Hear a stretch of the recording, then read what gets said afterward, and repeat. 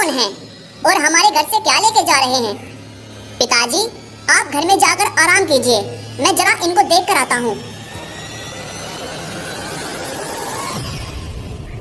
अरे ये क्या? ये दोनों तो उस कुएं में चले गए।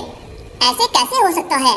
लगता है कुछ राज है उस कुएं में, मुझे जाकर पता करना होगा। इतना कहकर राकेश भी उस कुएं के अंदर चला जाता है।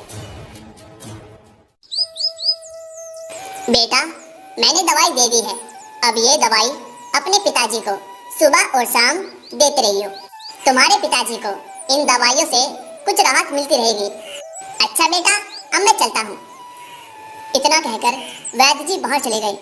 राकेश उनके पीछे पीछे घर से बाहर गया और उन्हें रोककर बोला, वैद्य जी, पिताजी को आखिर क्या बीमारी हुई है?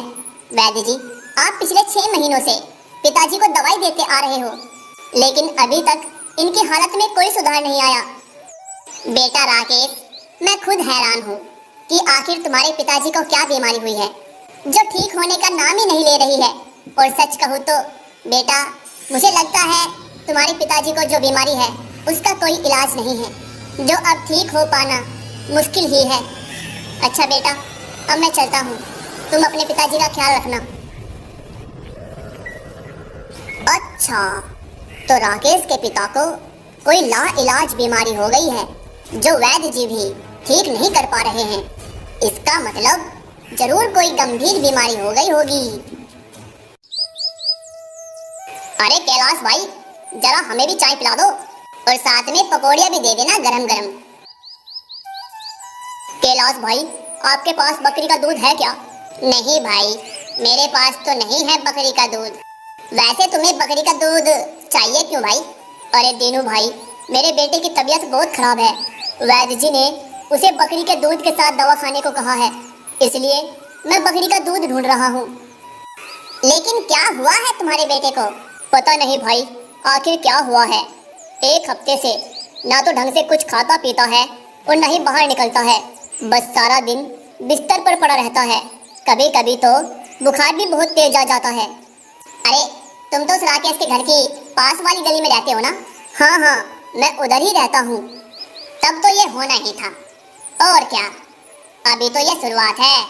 क्या मतलब है तुम्हारा? मैं कुछ समझा नहीं। अरे अब मैं तुम्हें क्या बताऊं, लेकिन अब मुझसे रहा भी नहीं जाता। मैं इस गांव को ऐसे बर्बाद होते देख भी तो नहीं सकता ना।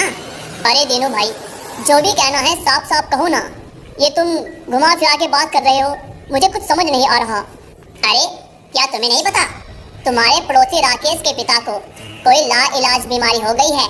मैंने खुद अपने कानों से सुना था वैद्य जी को कहते हुए, और इसी वजह से गांव के लोग भी धीरे धीरे बीमार हो रहे हैं। अगर जल्दी से इसका कोई समाधान नहीं किया तो हमारे गांव को बर्बाद होने से कोई नहीं बचा सकता।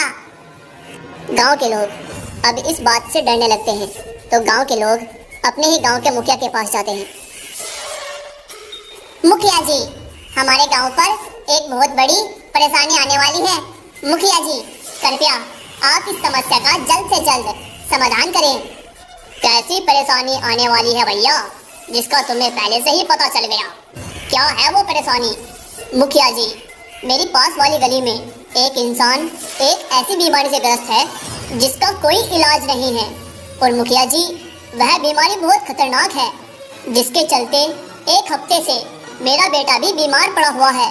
हाँ मुखिया जी, इससे पहले राकेश के पिता अपनी लाइलाज बीमारी पूरे गांव में फैलाएं, उससे पहले ही आपको कोई कदम उठाना होगा, नहीं तो हमारे साथ साथ आपको भी इस बीमारी से बहुत ज्यादा खतरा हो सकता है।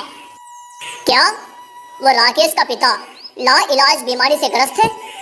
और राकेश तो मेरे घर पे काम करता है और उसने इतनी बड़ी बात मुझसे छिपाई। तुम सब अपने अपने घर जाओ, मैं कुछ करता हूँ। उसी शाम राकेश मुखिया जी के घर आता है।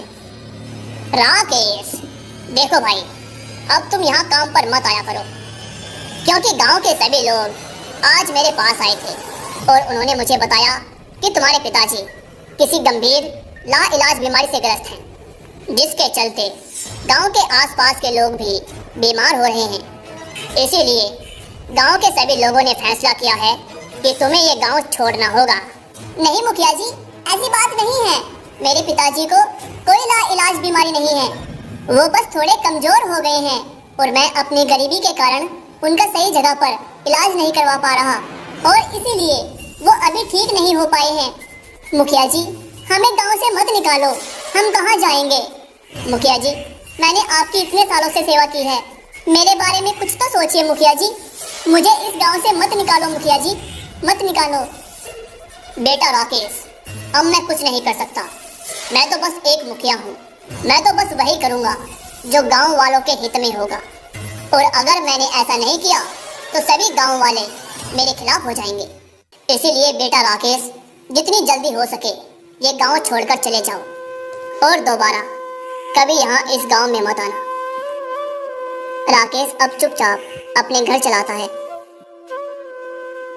पिताजी, चलिए आज हमें बाहर जाना है, कुछ जरूरी काम है। ऐसा क्या जरूरी काम है बेटा जो तू मुझे अपने साथ ले जा रहा है? पिताजी, वो सब मैं आपको बाद में बताऊंगा, आप बस चलिए मेरे साथ, हम कुछ दिनों के लिए इस गांव से बाहर जा रहे हैं। राकेश अब अपने पिता को लेकर अपने गांव से चला जाता है और 3-4 गांव छोड़कर एक सुनसान खाली जगह पर झोपड़ी बनाकर वो रहने लगता है। अरे राकेश बेटा, अब तो तू मुझे बता कि तू मुझे अपना गांव छोड़कर इतनी दूर यहाँ क्यों लेकर आया है? क्या है तेरा काम? और बेटा, तेरे काम को खत्म होने में कितना दिन लगेगा? और बेटा, हम घर कब जाएंगे? पिताजी, सच तो ये है कि अब हम कभी भी अपने गांव वापस लौटकर नहीं जा पाएंगे, क्योंकि गांव वालों को लगता है कि आपको कोई गंभीर और लाइलाज बीमारी है जो गांव में फैलने लगेगी और वो बाकी गांव के लोगों को भी बीमार कर देगी। इसीलिए गांव वालों ने मुखिया जी से कहलवाकर हमें गांव से बाहर निकलवा दिया है। इसलिए अब हम वहां नहीं जाएंगे, अब से हम यही रहेंगे और अब से यही हमारा घर है। पर बेटा, यहाँ पर तू कैसे रहेगा? यहाँ पर क्या काम करेगा? वहाँ पर तो तू मुखिया जी के यहाँ पर काम कर लेता था, लेकिन यहाँ पर तो कोई है भी नहीं आसपास, बस यहाँ से बहुत दूर चारों ओर घने जंगल हैं। पिताजी, आप चिंता मत कीजिए, जंगल के उस पार एक गांव है जहाँ रोज बाजार लगता है। अब मैं रोज जंगल से लकड़ियाँ काट कर वहीं बाजार में बेच आया करूँगा, और जब मेरे पास अच्छे पैसे हो जाएंगे तो मैं आपका एक अच्छी जगह इलाज कराऊंगा। अब आप बस आराम करो, बाकी सब मैं देख लूंगा। राकेश अब रोज जंगल जाता और वहां से सूखी लकड़ियां काटकर उन्हें बाजार में ले जाकर बेच आता। पिताजी, मैंने एक वैद्य जी के बारे में पता किया है जो कि बहुत प्रसिद्ध है, और वो जंगल के उस पार जो गांव है ना, वहीं पर रहते हैं। चलिए आज मैं आपको उनके पास लेकर चलता हूँ, मुझे विश्वास है वो आपको जरूर ठीक कर देंगे। राकेश अब अपने पिताजी को उन वैद्य जी के घर पर ले आता है। नहीं, मुझे तो कुछ भी समझ नहीं आ रहा कि आपको क्या बीमारी है, लेकिन मैं कुछ दवाई दे रहा हूँ, इन्हें खाते रहना, इनसे आपको नींद अच्छी आएगी और दर्द और बेचैनी नहीं होगी। पिताजी, वैद्य जी ने जो दवा दी है उसे आप समय पर लेते रहना, और जल्द ही मैं शहर के किसी अच्छे से अस्पताल में आपको ले जाकर आपका इलाज कराऊंगा, जहां आप बिल्कुल ठीक हो जाएंगे। राकेश जब अपने पिता के साथ अपने घर के पास पहुंचा तो उसने देखा कि 2 सैनिक उनकी झोपड़ी से कुछ ले जा रहे हैं। अरे ये कौन है और हमारे घर से क्या लेके जा रहे हैं? पिताजी, आप घर में जाकर आराम कीजिए, मैं जरा इन्हें देख कर आता हूँ। अरे ये क्या, ये दोनों तो उस कुएं में चले गए, ऐसा कैसे हो सकता है?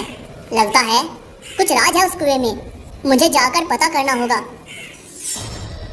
राकेश भी उस कुएं के अंदर चला जाता है।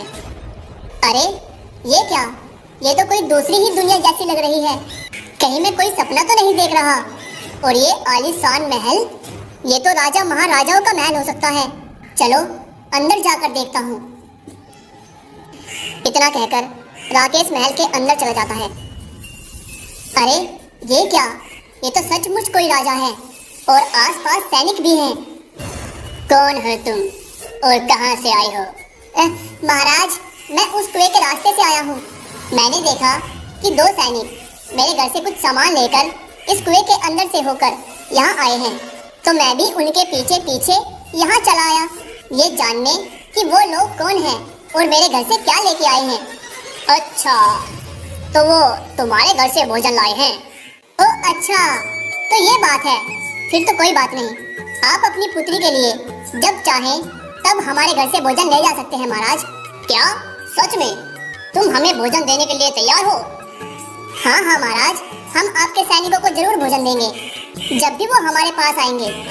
तुमने हमारी एक बहुत बड़ी समस्या का समाधान किया है, इसलिए हम तुम्हें एक जादुई घड़ा दे रहे हैं जिसके अंदर ढेर सारे सोने के सिक्के भरे होंगे और वो सिक्के कभी खत्म नहीं होंगे, जिससे तुम हमारी पुत्री के लिए रोज भोजन बनवा सकोगे।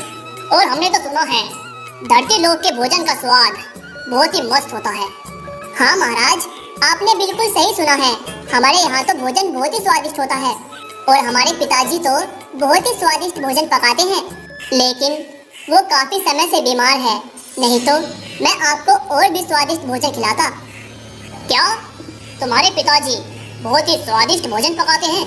तो हम तुम्हारे पिता की बीमारी को ठीक करने के लिए पाताल लोक का पानी दे देंगे, जिसे पीते ही तुम्हारे पिताजी की सारी बीमारियां दूर भाग जाएंगी। अब राकेश वह जादुई घड़ा और वह दिव्या पानी लेकर अपने घर लौट आता है और घर जाते ही वह दिव्या पानी अपने पिताजी को पिलाता है। अरे वाह बेटा कमलेश, अब तो मुझे सब कुछ ठीक लग रहा है, मेरी तबीयत तो अब बिल्कुल ठीक लग रही है। तभी राकेश अपने पिता को सारी बात बताता है और राजा का दिया हुआ जादुई घड़ा भी अपने पिता को दिखाता है। राकेश और उसका पिता दोनों मिलकर स्वादिष्ट भोजन बनाते और पाताल लोक के राजा को भिजवा देते।